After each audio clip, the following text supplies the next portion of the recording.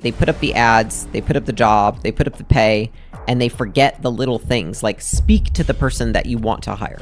If I hold them accountable in a way that makes them feel like shit, are they actually going to even be able to improve? The best managers just don't make people's lives harder. And I look at it like my job as a leader is to make their jobs easier for them to do well. And why is it that we're able to get people that are so talented and that want to work here and they stay a decently long time? And they're very loyal, and it's because of the way we treat them. The best people will not tolerate a suppressive leader.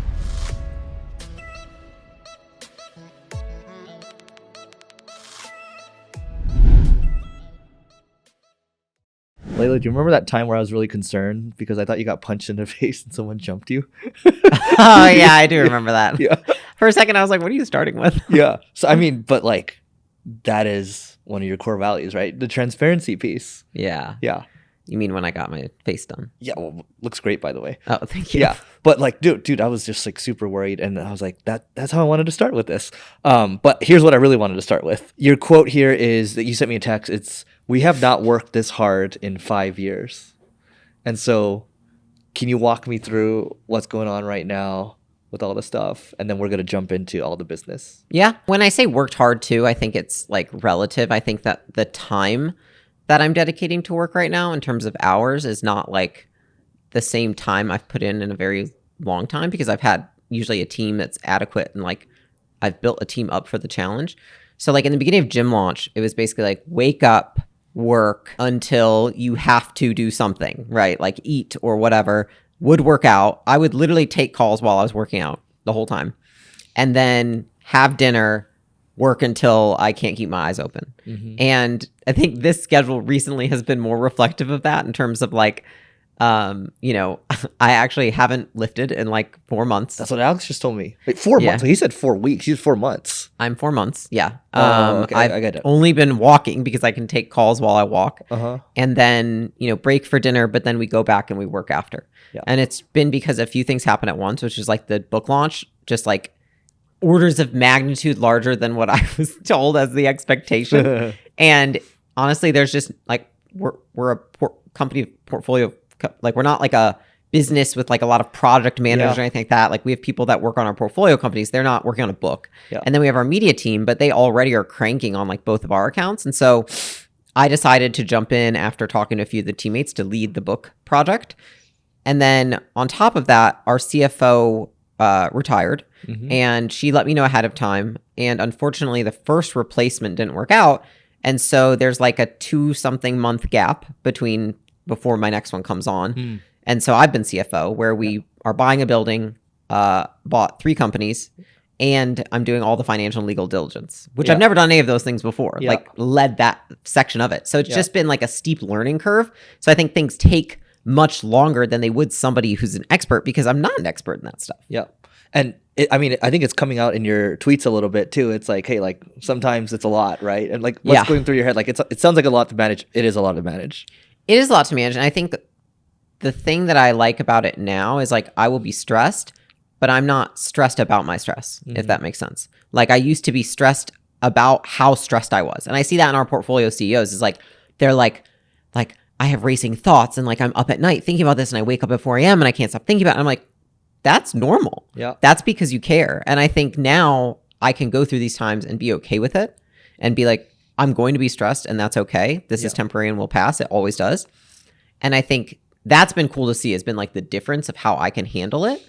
In terms of prior, I think that I would have been a lot more, I would have escalated my practical problems into emotional disturbances, meaning like practical problem. We don't have a CFO and I am being CFO. That sucks and it's stressful.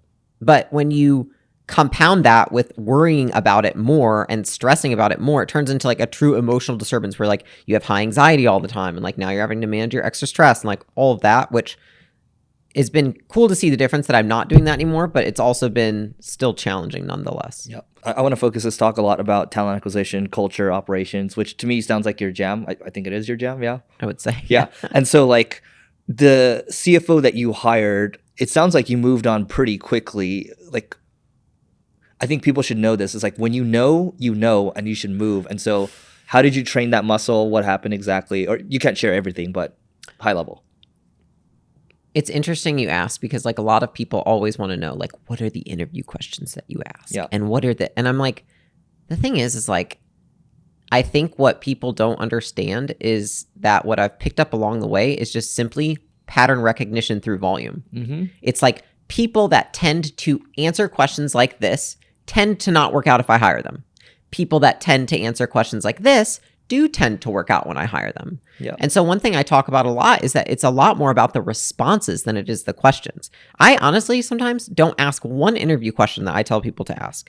I am just going with what I'm seeing and I'm asking questions based on the feedback I'm getting from that person and the vibe I'm getting from them. And when I say vibe, it's probably like the associations that I'm getting from that person based on past experiences of people that have similar associations. Right. So I think a lot of it is pattern recognition. And that's why I encourage people so much. I'm like, dude, take 20 interviews for a position because what is so invaluable is the pattern recognition that you gain of what good looks like and what bad looks like versus a lot of people just like want to minimize the time. They say they don't have time to hire. They don't have time. I'm like, well, you're just going to end up having to get rid of that person or get somebody different anyways if you don't. And so I think that the key has been I have never backed down in terms of like, I should be taking less interviews. I don't want to interview that many people. I don't want to do that. I don't have time for that. I studied a lot of the best CEOs and I felt like all of them, until you get to a reasonable sized company, like even a lot of them up to 1,000, they still do interviews. And so I felt like that's a key piece of my job is making sure that we have the right people on the team. And I think that the best way that you can become good at that job is by doing more of it, just like sales. Totally. And here's the thing. You when it comes to hiring, like you want to give your people team a process to follow, right? But if you know, like you're going to jump around and you're going to look for the pattern recognition. And sometimes it drives my people team crazy. Like I'll step in on the interviews and like, oh, Eric, you're not asking questions from the process. Of course I'm not, because I understand the different dynamics. It sounds like you're doing the same thing. So I think people should understand that if you're a founder and you have an eye for talent, you don't need to follow that playbook. The playbook is for your team to follow, right?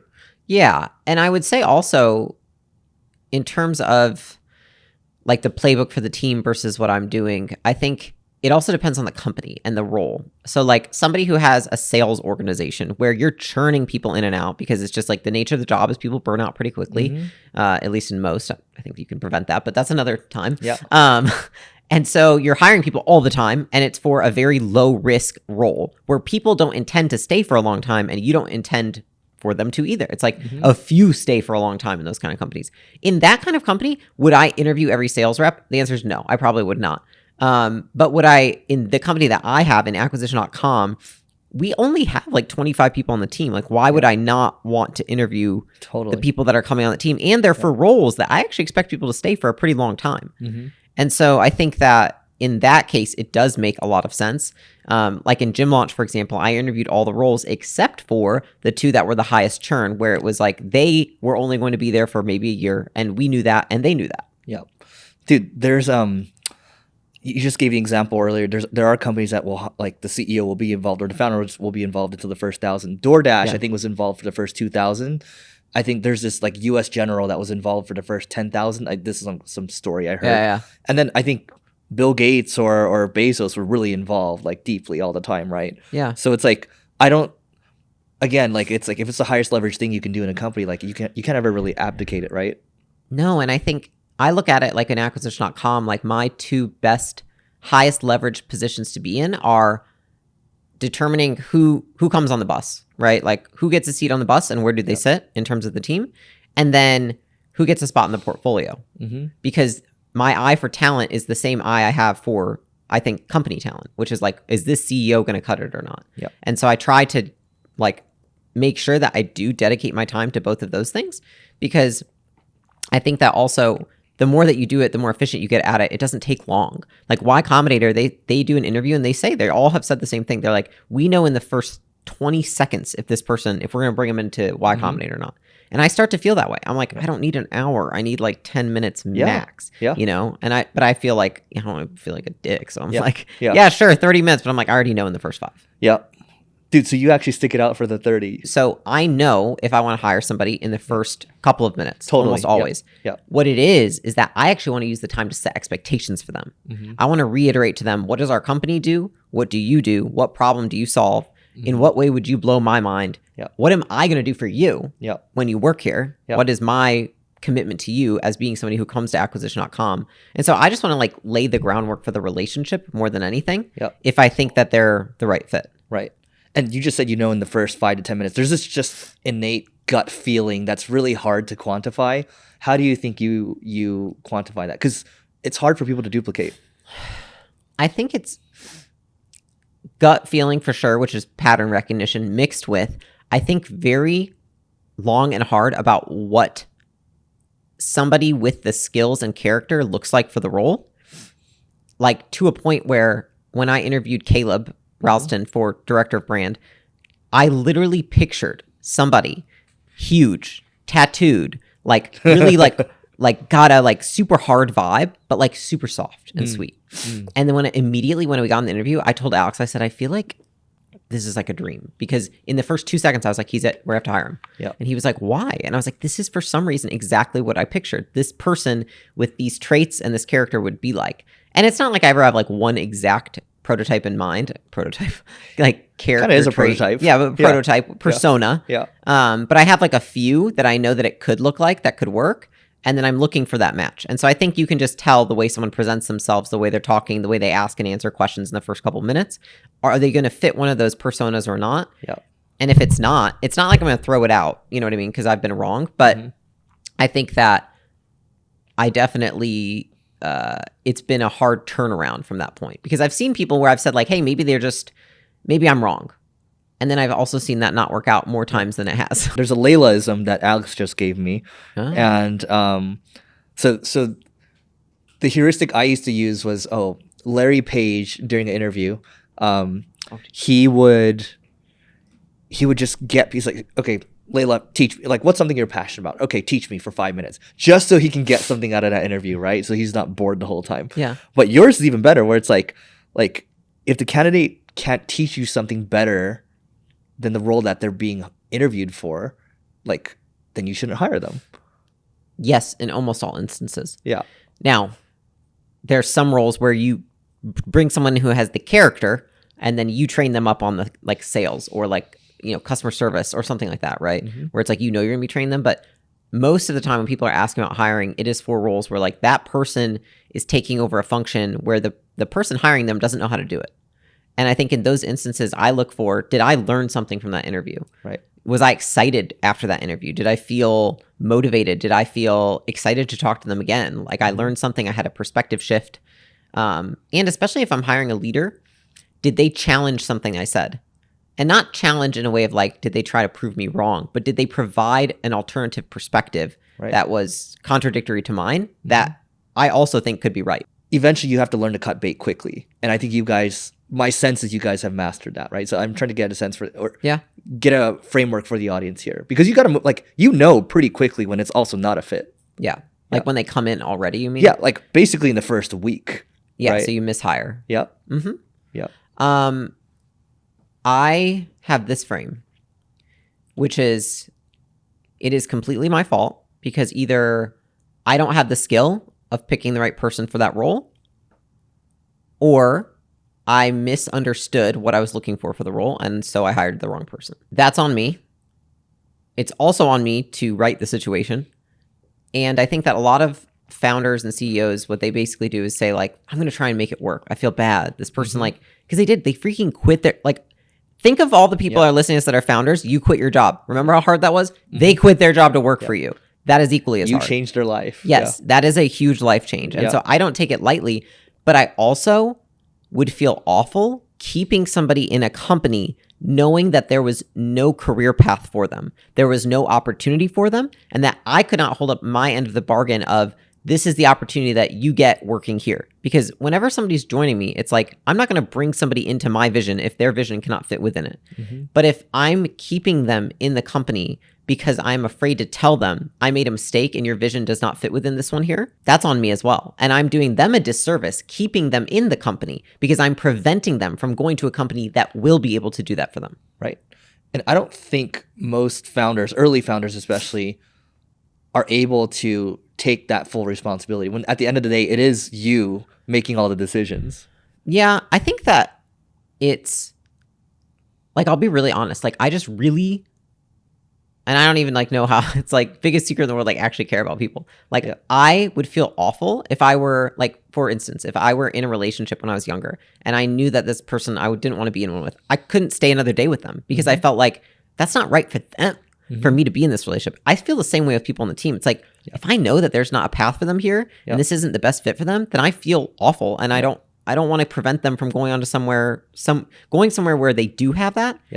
I just try to do everything in my absolute power to make it as easy as possible for them to find that. So I have a big network. So what I've done in the past is I reach out to people and I say, this is somebody that I hired. Here's why they're not a fit. Here's why I think that they might be a fit for your company if you're looking for something similar. And I've tried to set up interviews with them. It's worked out more than it hasn't. And obviously it sucks getting fired, but at least you can make it easy for them if you have a place that you can transition them, you know, rather than just like putting them out to the cold. A, I think that's really nice that you do that. B, we do something similar, and it does work most of the time, but then sometimes it backfires, where we had a situation where someone deleted our email list, deleted our Instagram, went and wrote separate Glassdoor reviews, right? It was just like cyber terrorism, let's just call it that, right? And sometimes it comes back to bite you, right? But I think for the most part, we call it the mindful transition, and this is my transition into what happens from an operating perspective when you have situations like that. Because at lunch, I was talking to my friend who has a pet holding company, and literally they fired someone, they came back in, logged back in, and started like trying to save a bunch of files or forwarding information, right? And they're going after them. And this, inevitably, if you're running a business, this will happen to you. Like, there's going to be moments like this. How have you dealt with them? Because I feel like you deal with situations with such grace. So, that's good. It's just years of trial and error. Well, in those situations, one thing is that while I'm always having that conversation with somebody, the tech person is going behind the scenes and deleting everything. So it's like, I don't take chances there because my job is to protect the company. And I have seen enough people who seem really level-headed do some weird stuff after. So I always remove access before the conversation's even done. How do you handle those situations? I think that what a lot of people do, and I actually have a friend that I was just talking to who's dealing with a situation similar, that somebody really like did something shady, right? They're typically doing that because they feel wronged by the company. Totally. Sometimes that's fair. It was crappy. You mishired them. You probably led them on. And then you probably had a pretty terrible conversation on the way out because a lot of people aren't really great at those conversations and they don't practice them. And so it would make sense that somebody would act like a complete asshole on the way out. Like, I think that that's like warranted. And I think there should be a lot to look at in terms of like, if you're a founder and that happens to you, what do you have to learn? How could you have handled it better to mitigate that kind of behavior? Because I think when I was, 7 years ago, when I was inexperienced in running the company, that happened way more frequently. Right. Because I thought that I was doing my absolute best, but I was not doing what was required. It was a stretch for me, but it still wasn't good enough to have people gracefully leave the company. Got it. At the same time, there are instances where I do absolutely everything, I feel like, beyond what could be done, and it still happens. And in those situations, all I'm thinking about is, what are my actions telling the rest of the team? That is all I think through, is like, how can I use this as an opportunity to reinforce our values and reinforce who I am as a leader? And I have had instances, and not so far in the past, where I have had to let people go. And really, it's just like, I've only had to let go of 2 people in this company. And it might have been misunderstood. And then they may have done something really crappy after. And I was angry that they did something really crappy after. People knew about it. It was kind of embarrassing. But I was like, okay, what does it say about me to then retaliate? Because what happens when one person does something and the next, it escalates retaliation. You just keep going. Right. I just opt out. I'm like, I will do nothing. I will protect the company. I will do whatever's in the best interest of the company. I will not retaliate at them. They are angry. They are emotional. I understand that. I'm going to give them grace, and I'm not going to do anything. I'm just going to protect the company. I rarely try to do anything to make them feel bad. I know that they're probably humiliated, and people do weird stuff when they're humiliated. They're probably worried because sometimes they can't pay for their family. They might have a new baby. Like, there's so many circumstances that it's like, if you understand those circumstances, you're like, would I do that? No. But do I understand why they may have thought that that was the right thing to do or something to do? Yeah. And so I'm just constantly thinking of how I can teach my team through my actions how we behave. And so sincere candor, unimpeachable character, does that look like a founder who, fights back or publicly disgraces or, tries to make someone's life worse? No. Yeah. Look, my stance, and I totally agree with you. My stance is it's not worth going after them, and you're going to spend could be $50, $100 plus $1,000 on legal fees, right? And then the headspace it takes, it's just like, no, like to your point, focus on the company, right? Well, and here's the thing: do we want to make them feel bad so that hopefully we feel better, which doesn't work, or do we want them to learn from their mistake? Like, seldom is it that when you fight with somebody, they learn from you fighting with them. I would rather let them be, and then like eventually when they're ready, they'll probably say something, and then they'll have learned from their mistake. Right. You know what I mean? And I think that you treating them with grace teaches them more than you fighting back. Yeah. Look, I think you can only do what you think is right. And so this situation, the mindful transition is, look, we might give you 2-3 months, and we'll help you find something else, and like we'll be a good reference for you. And if something bad happens, it happens, right? So that's what I've learned from it. So I want to kind of jump around here, but I've noticed with your recent content, you've switched from the kind of at the camera talking, right, teaching, to the AMAs. So tell me kind of the psychology here. There's no psychology. What happened? It was literally just like 1 week. I think I was at the gym, and I was texting Alex because it was actually during the time that I let go of somebody on the team, and I had to step back in and mitigate a ton of stuff because they had a very big role that they were filling, and they were my direct report. And I also had a film session coming up where usually the prep takes me like 10 or 15 hours to do. Yep. Because I'm also not an expert, so it takes me longer than it would take some people. The prep session for content, like okay, got it. Multiple YouTube videos, usually like 5 to 6. 15 hours. If I'm writing 5 or 6 YouTube videos plus 50 or 60 shorts. Yeah. Okay. It's for the entire. Yeah, that's a lot. You know what I mean? And I'm not an expert at it, so it takes me longer because I'm like, oh, this is shitty. Do it again. Still shitty. Alex, help. No, that was happening, and I was just like, and then I was like, dude, why did we hire a content team? And then I was like, okay, actually, if I reverse back, Alex was making content. He had a lot of vendors he was using to do it. I stepped in and was like, I'm going to start making content. And I started working with those vendors. And I was like, oh my God, how do you do this? I'm losing my mind. I cannot, there's like all this like project management that I'm doing for these, like, this does not make sense. Yeah. And then I was like, and it feels like their incentives are not aligned with mine. Like they want me to get views, but I want to build a brand. Right.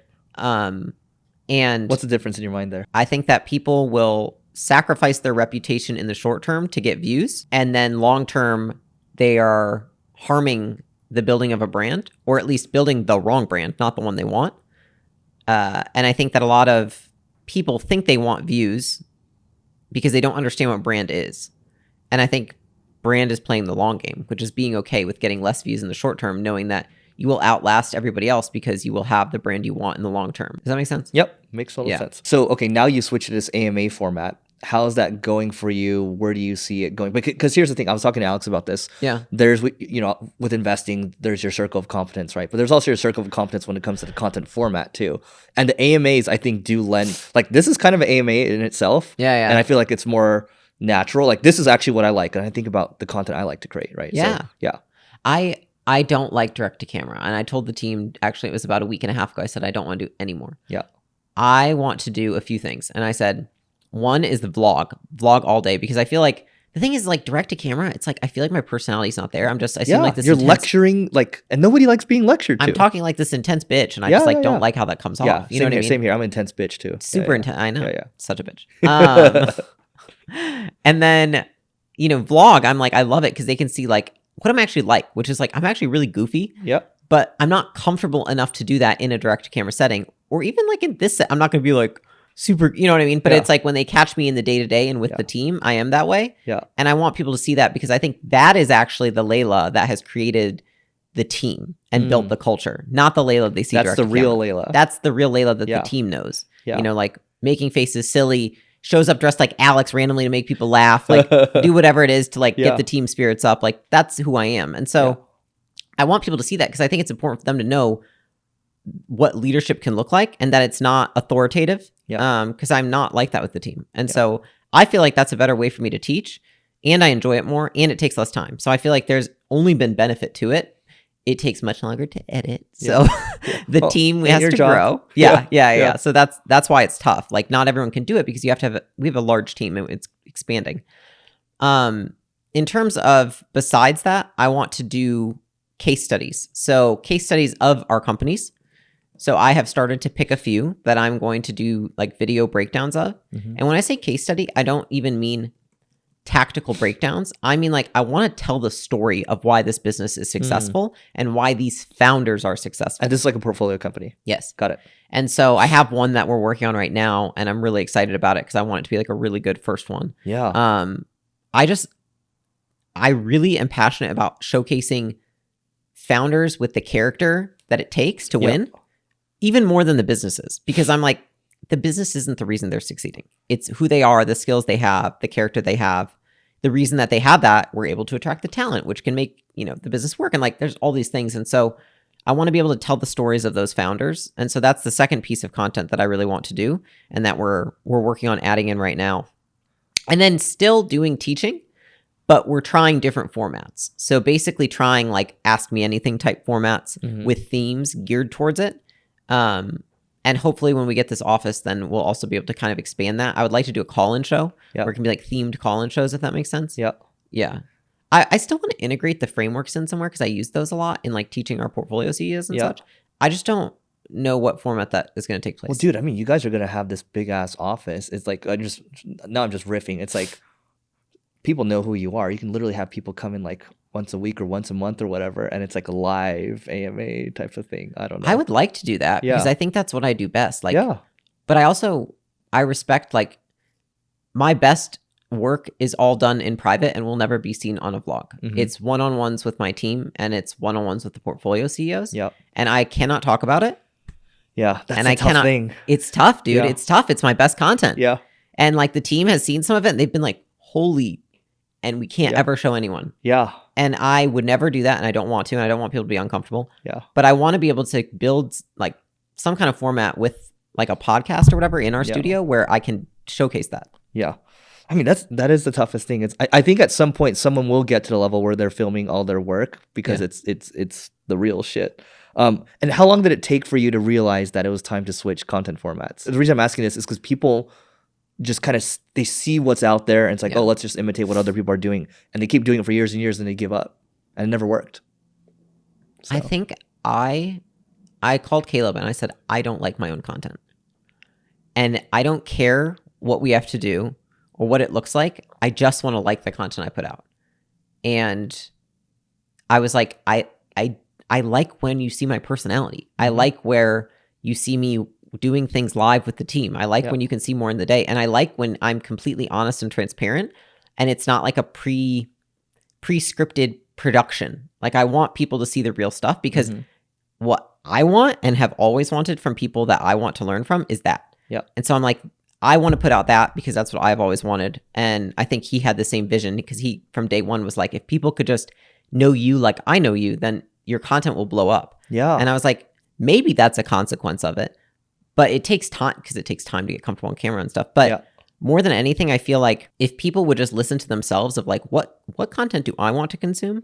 And how can I create that? I feel like that would just be such a simpler way. Here's the thing. I don't watch anybody's content. People I follow, they're muted. I don't watch anyone's content, not on Instagram, not on YouTube, like barely anything. Podcast, nothing. I consume nothing right now. It's ridiculous. Books. Like from a very long time ago. Like that's it. And so I don't even know what's working right now. People are like, oh, I see you got on this. I'm like, I have no fucking idea. I don't know. And I actually feel like that's an advantage because I'm like, whatever, it's working for me right now. Because I'm not looking at what other people are doing. I've never once copied a video. I've never looked at a video and be like, I'll make my own version. Not one time. And so I think I would just like more of that.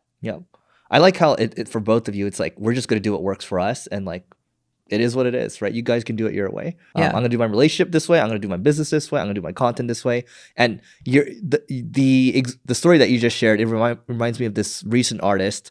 They raised a bunch of money from like Pharrell and all these like, VCs and all that. But like main point is I talked to him. I was like, so like, where do you get your inspiration from? He's like, I don't look at any other art because it's going to fuck with my creative, just how creatively I think, right? And that's kind of what you're saying right here. Well, it's like, even when I see like somebody copy my content, I don't get angry, but I just am like, damn, like you're losing. Yep. You know what I mean? Because like you can't ever make it better than the original. Yep. And it's not authentic to you. Yep. It's not what you actually think or feel. You know what I mean? Yeah. Well, I just don't want to do that. At least people are copying you. That's amazing. That's good. Yeah. So this shit's good. So I want to go back to talent and Mozi Talent. Tell us about that, and I'll go from there. It's literally just right now our talent funnel. So for our portfolio companies, essentially we do the recruiting for the leadership and specialized roles. Just scope creep probably. Yeah. That's okay. Like I want to help. And you guys are placing all the operators, right? Just to be clear. Yes. Yeah. So leadership, which is often somebody comes to us, a lot of people do need like an operator. Some founders come in like 2s or 3s. So we have a few of like 3 founders and 2 founders. Those tend to be honestly the best scenarios because there's usually a natural operator in there. But a lot of the ones that come to us, especially when it's a single founder, they need an operator. And so Mozi Talent kind of was just born in that. My vision when we started acquisition.com was that we recruited their leadership teams, because with our first 2 companies, it was so painful because I would tell them who they need to hire. Here's the JD. Here's all that. It would just be the wrong person. And so I was like, you know what? We know what good looks like. They don't yet. Let's help them find these people as a piece of what we do. And it worked out really well because, you know, we're able to see not just, is this the right person for this role, but is this the right person for their company? Because we know their values, we know their culture, and we know the founder. And so it worked out better than using any outsourced recruiting firm to just take it in-house and help do that. Because that was kind of what I was going to do in the beginning, is just outsource to a recruiting firm. Yep. But then I was like, we know them better, and I understand recruiting. Like, let's just do it in-house. And so Mozi Talent is really, if people sign up for it, they are first on like our list for picking for the new roles that open up in our portfolio companies or in acquisition.com. And so then they're basically like, they get first dibs at the jobs. That's really what it is. And it's being built out right now because essentially what I'd like to build it into is a talent community where we can teach people skills. We can add value to them in different ways of like, this is how you build a resume. Here's interview tips, you know, and then even job specific skills at some point to be training them on those things. You know, that's not a need yet, but it's where it's going. And I think it works out really well because, you know, even if they don't get the job or whatever, like even a lot of them have said going through the interview process alone has been very beneficial for them because we give them feedback. You know what I mean? I love that. And I mean, look, you got you guys' content funnels creates deal flow, but also creates talent flow as well. And you're doing something with that. And that actually brings me to my next point. Actually, my friends, I was like, oh, Leila does this Mozi Talent thing. I want to learn more about it. He's like, well, get the macro steps from her on how to build talent pipeline. So the macro steps on building a talent pipeline. Yeah. I can tell you the biggest secret for building a talent pipeline. Go for it. Is have a brand. Okay. I recruited every person myself. Gym launch day 1.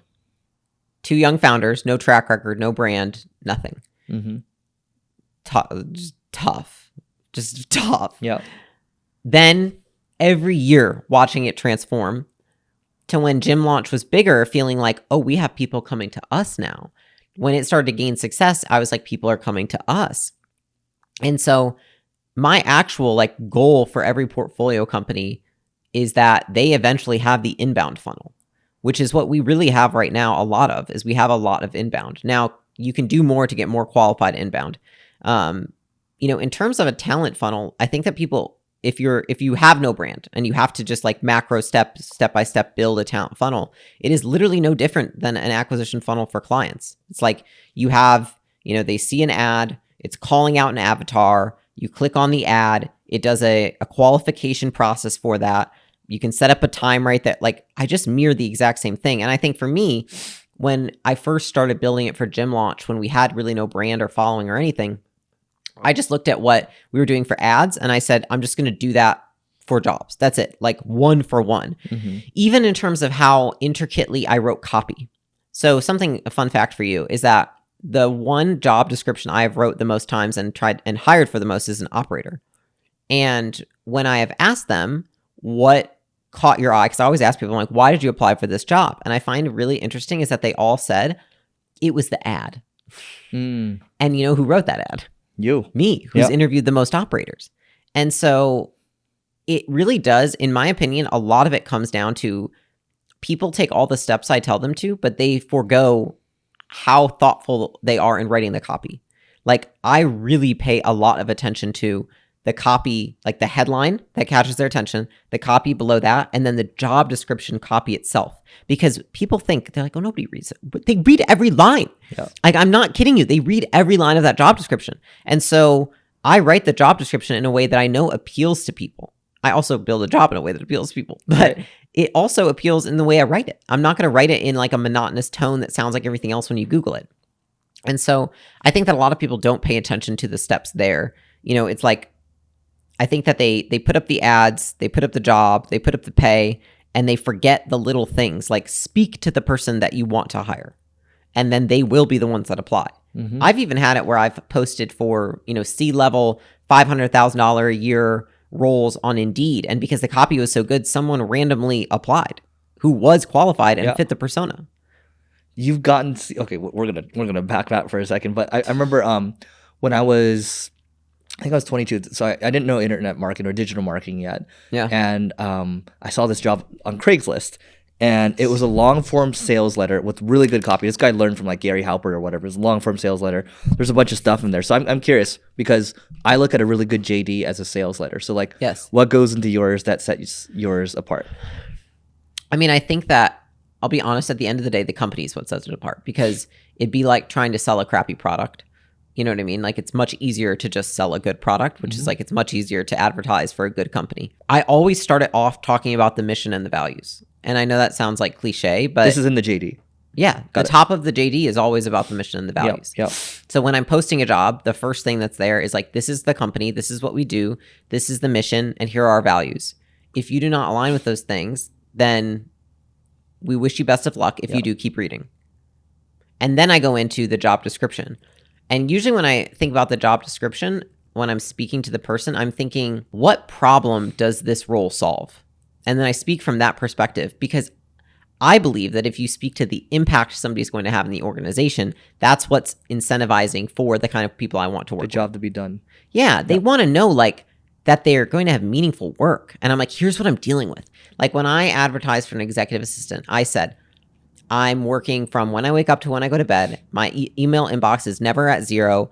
I can't ever get back to my text messages. People have been waiting on me for weeks for things. Projects are disorganized, slipping through the cracks, and I'm losing my mind, and my husband doesn't have a wife. Can you help me?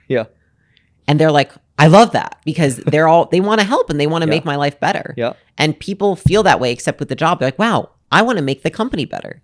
And they see the opportunity. And so I think that the more clearly you can define what's the problem that they're solving and what's the impact they're going to have, then I think that the better candidates you'll get, because the best candidates want to have an impact on the organization, and they want to know that they can feel it.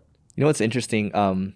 I feel like the only interaction I've had with your EA, your executive assistant today, I feel like she's more in line with how your personality is, whereas Alex's EA is more like, she's more intense from the vibe. I haven't talked to them ever, right? You can just tell from how they write it, and like it's. Which one so they're both my EAs. Oh, are they? Yeah. Okay, so. But then we take his stuff and source it out. The one with the Y is more intense. The one with the D is very like, sweet. Yeah. So Yasmin's so she's the senior executive assistant. She's been with me for 6 years. And then Davina has been with us for a year. Not even a year yet. They're both absolutely amazing. But it is funny because Yasmin's like a get shit done power player, and Davina's like very sweet and accommodating, and they do great balancing each other. Yasmin's so funny. She's like, we're getting the address for this place. She's like, hey, I need the address for the place, right? And then like, I'll check my email like the next day or something, and I didn't respond quickly enough. She's like, hey, like basically like any time now. I was like, all right, man. I'm like, okay, I like it. So let's go to leader. So you just mentioned, and this could be the headline here, recruiting executives from Indeed. That is because typically I would think that the best of the best you're typically and you probably are sourcing them, right? Mm-hmm. But how many people have you actually gotten from Indeed that are like that level? Because I would like to know more about that. Well, I would say less than more. Like a few. Like I could probably count on one hand. Still amazing. Yeah. But here's the thing: is that most people. I think that this is the thing: is that the difference between acquiring talent and acquiring customers is that you acquire customers all the time, every day. You get to innovate on that process all the time. You only hire a sales director like once and then maybe again in 4 years. Yep. And so how good can you get at recruiting for that person? How certain are you of where they are looking and what channel they're on, etc. Yep. So I say like more of like the spray and pray. Like I will post on every platform. We will try outreach. We will try inbound. We will do every mechanism possible for a role because we're probably only hiring it for one time. Now, like if we're hiring for multiple sales reps, I'm going to probably get really good at finding sales reps, understand what platform they live on, understand their persona, all those things. So I'm going to be able to go really deep on one channel. But I would say like cast a wide net in the case of recruiting because you're probably not very good at it and you probably don't have the best funnel. So it's like you want to cast a wider net in that case, which is most of the time for most people. Totally. And actually, I mean, so what you think about the 30 people that you have at acquisition.com right now, what percentage, because they all sound pretty high level to me, what percent were sourced versus job posting, whatever else you have? I don't know. I think a lot of them, like we would put up a job organically and a lot of people would apply because they've been following us. Yep. That's definitely the case for a lot of like media.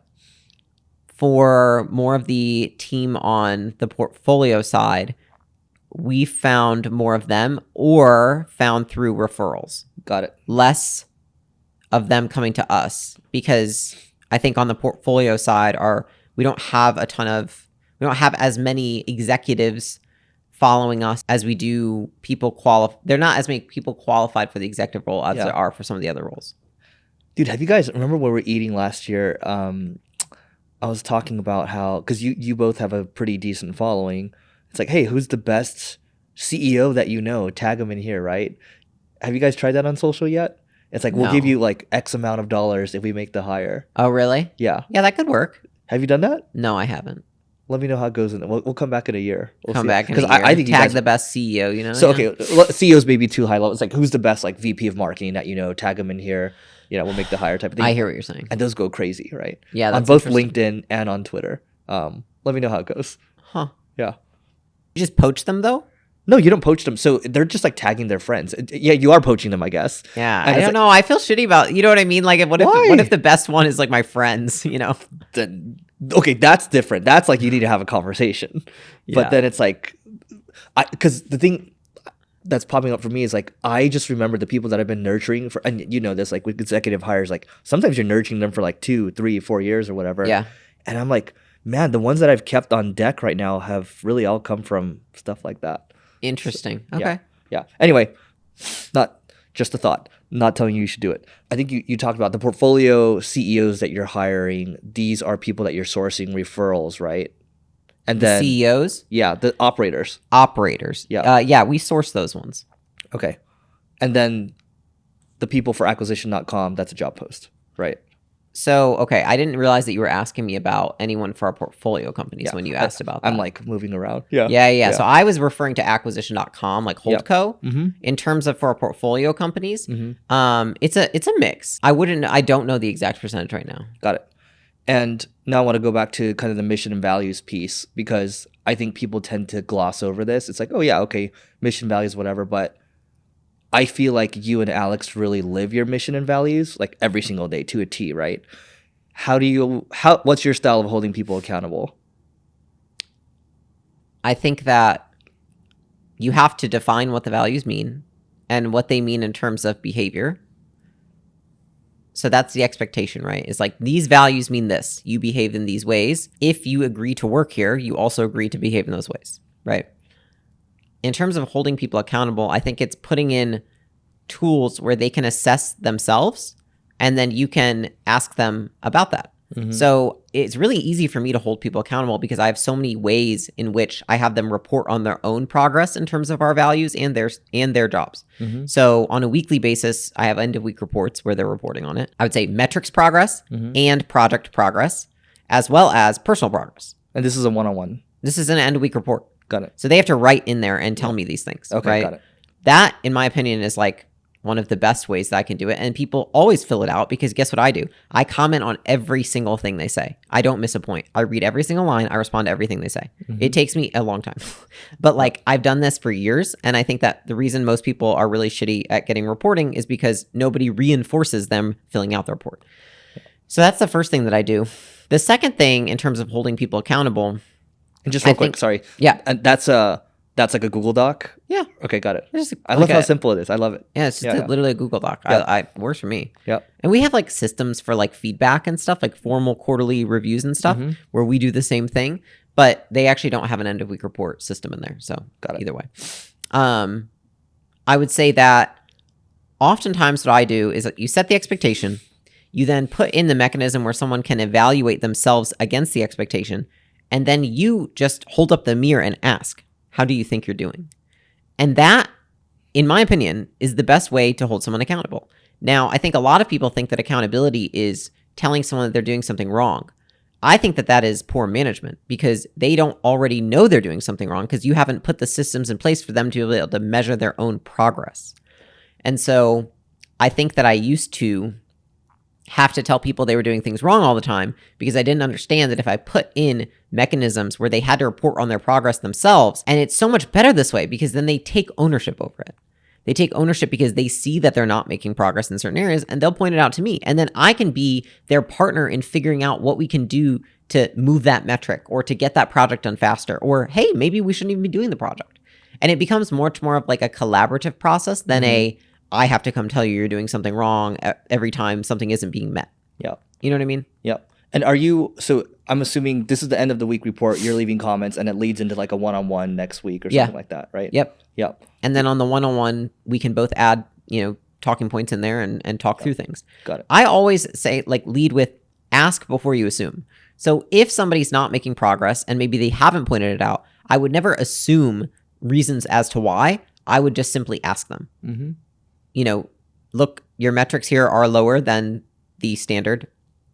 Could you tell me why? Yeah. It doesn't have to be this big, scary conversation. And I think a lot of people associate accountability with being mean or punishing, but I think that actually is worse because think about somebody likely to change or to change their behavior or to do better in their job. Do they feel bad about themselves or good about themselves? People who feel good about themselves, they have a healthy sense of self-esteem, are more likely to perform in their job. Oh, totally. Yeah. So if I hold them accountable in a way that makes them feel like shit, are they actually going to even be able to improve? The best managers just don't make people's lives harder. Yeah. And actually, in reality, most managers and leaders make the people that work for them's lives harder, not easier. True. Yeah. They make doing their job harder, not easier. And I look at it like my job as a leader is to make their jobs easier for them to do well. Yeah. I think it's like you have to develop a certain sense of patience. And I think a lot of founders in the early stages, they just go nuts, right? They think because they're the founder. So anyway, I want to move on from this one. So let me ask you this. Very philosophical question. This could go wrong, but we're going to take a risk here. Okay. So and Alex isn't here. So if you were to decide to have kids, right? Because both of you are hard charging, and this is interesting because I was talking about this with my pet holding company buddy during lunch, and his partner was there too. It's like, well, so how does it work if Leila decides they decide to have kids? One's gonna have to step back, right? How do you see it? Because it's that is another level, right? Yeah. So how do you look at it? If we were to have kids, what would happen? Yeah. Would you dial it back or would you keep pushing? What do you think? I think there's trade-offs. Yeah. I think I would put systems in place to allow me to get, the most out of myself. Like anything else, it's almost like there's a lot of times in the company where you have to step out to do something else that has occurred. Like right now, I have to make room to cover for the CFO. Mm-hmm. Well, that could just as well be I have to make room to take care of a kid. Yeah. And so you figure out ways. And I actually think that it provides a lot of opportunity for people in terms of, if I were to have kids, then I would say this is a great opportunity for me to see where are the strengths and weaknesses of the team if I put more on them, as well as where are the gaps that I need to get somebody else in here for. Yeah.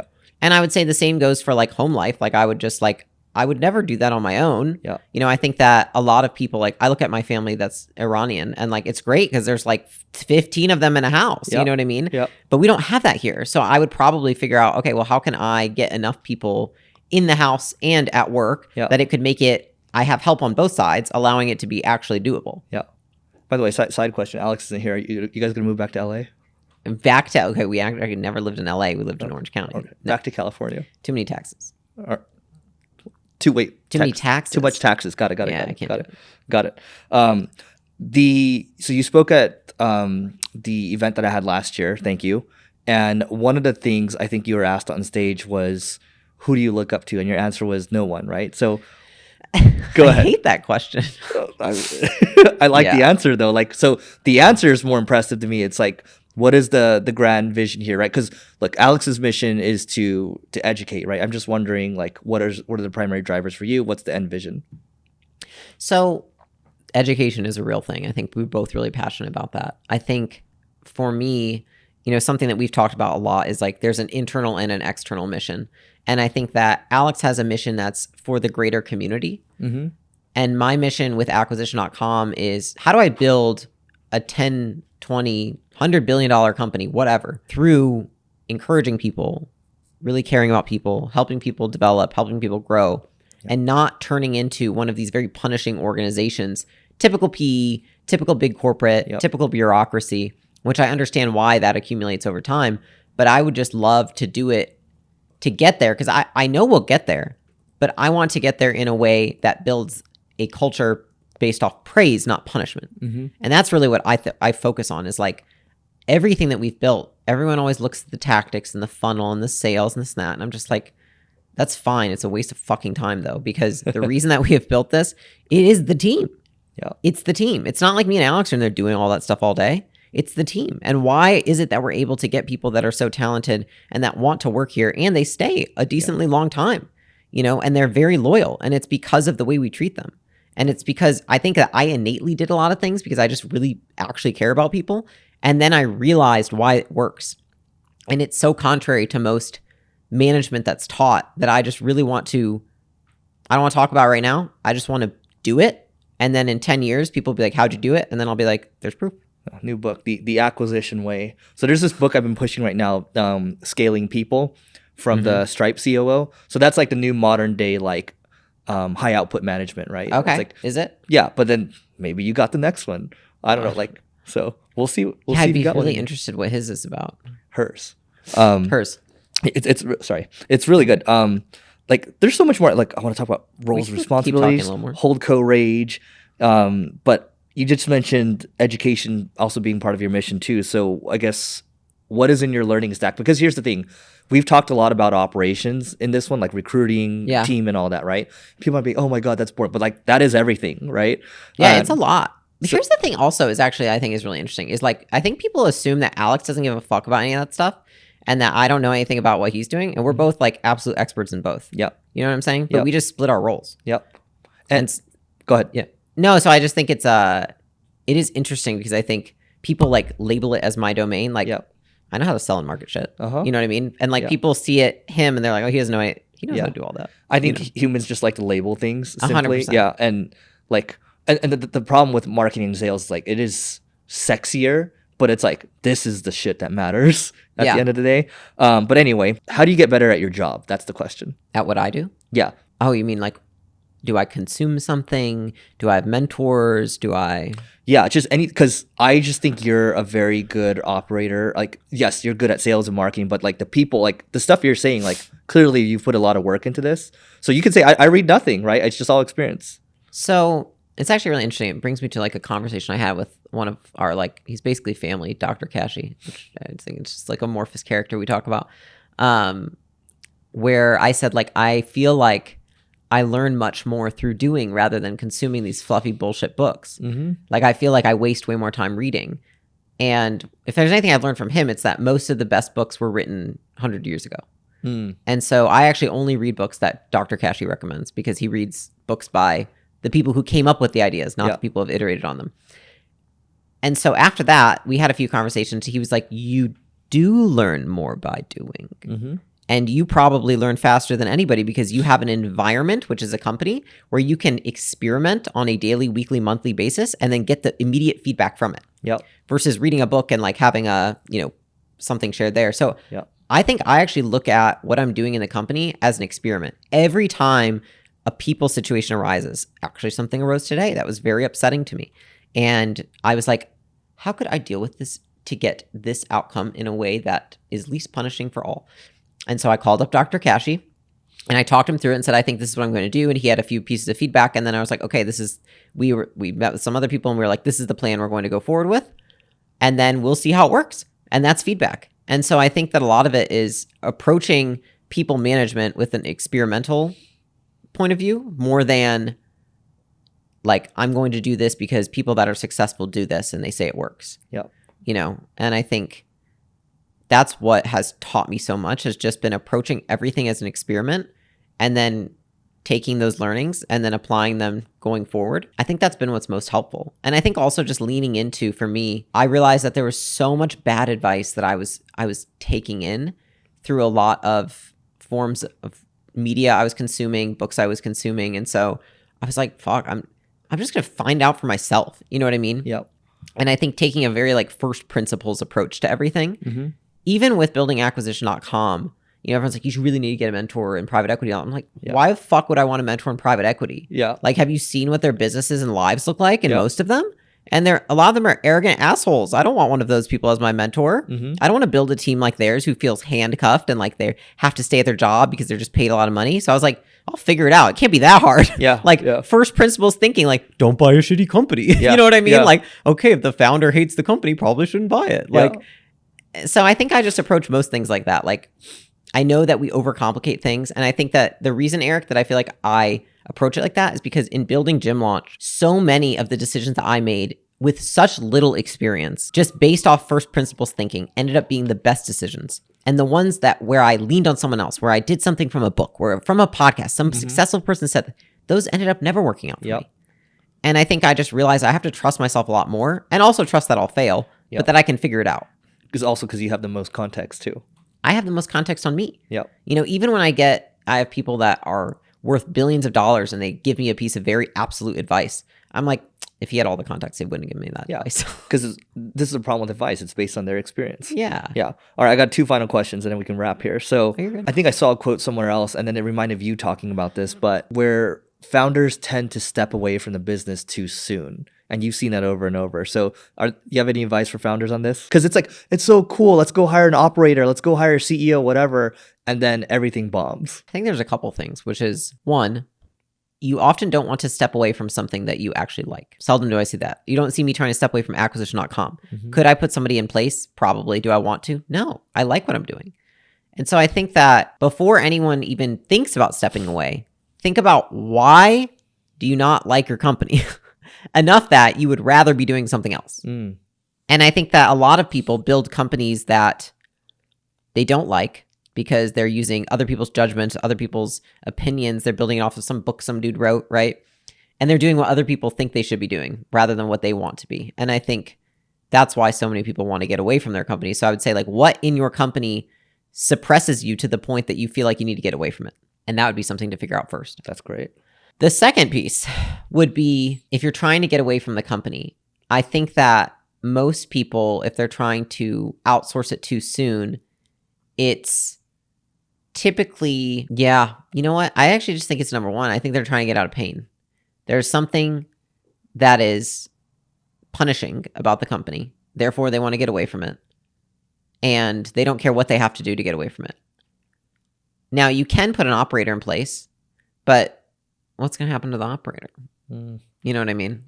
It's like, it'll be punishing for them too. And eventually they'll not want to be there. So I'm like, just fix the damn company. You know what I mean? But I don't think people want to hear that. And I think oftentimes too, when it's very small, that's when the most problems are, because usually it's like product market fit isn't quite right. You haven't really understood who your like true customer is. You're probably over serving and like selling to too many people. Like, there's all the same normal problems. Pricing's off. Like, you just have to do the work to get past that.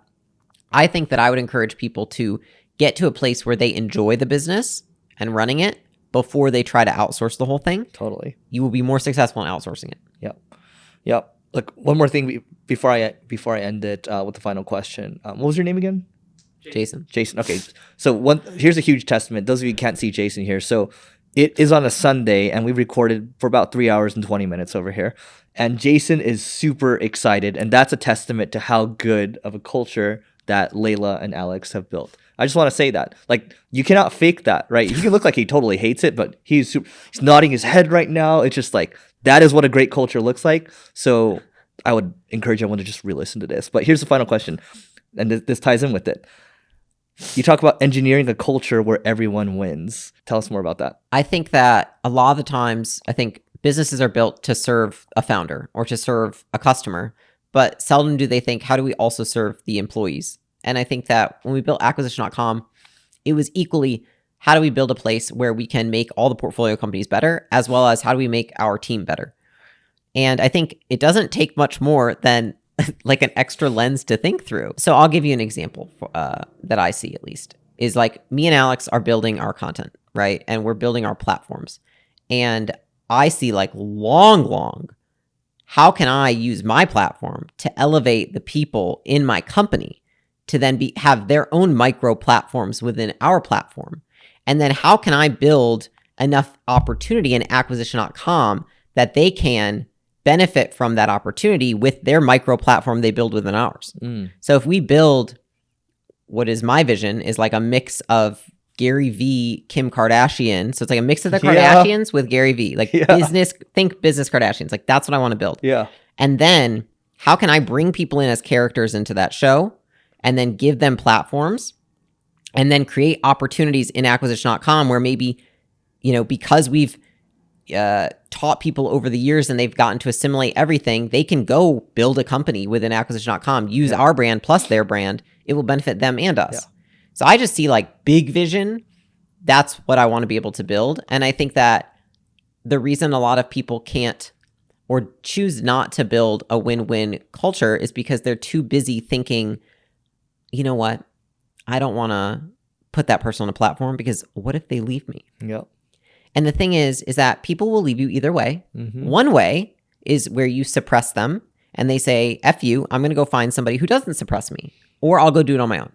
Or you can say, I will encourage them and I will invest in them. They could leave you with everything you've invested, but they're still better off. And you are, because you've learned and you've been a better teacher. Or they could stay. Yep. And at the end of the day, you win together. And the one thing that I see is just like, I don't want to be at the end of my life and have just like me cheering for me. Like I want hundreds of people to be cheering for me because I made their lives better and I made them more money and maybe made them more famous than anybody else.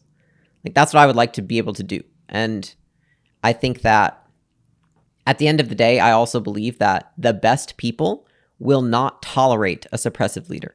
I think that the best people will only work for somebody who puts them on a pedestal, not themselves.